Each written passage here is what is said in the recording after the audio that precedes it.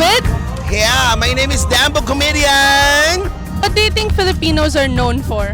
Nako, ang mga Pilipino ay kilalang kilala pagdating sa mga selebrasyon, mga traditional celebration like Barrio Fiesta dahil hindi nawawala to sa pagiging isang Pilipino na nagsama-sama at dinala natin dito sa Dubai na kahit wala tayo sa sarili nating bansa, nasa ibang bansa man tayo, pero pag sinabing selebrasyon, ang mga Pilipino ay nagsasama-sama at nagkakasayahan. Tulad ngayon ang Barrio Fiesta dito sa Dubai 2025. Ano pong paborito niyong part about being a Filipino? Being a creative, tsaka energetic. Ine-enjoy lahat kung anong meron.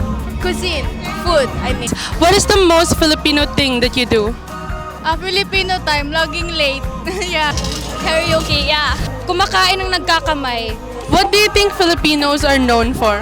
I think Filipinos are very known for their charisma, yung happiness natin, and the love that we give to almost anyone, and the community that we have. For their talent and their like culture and like it's amazing. Laging gutom.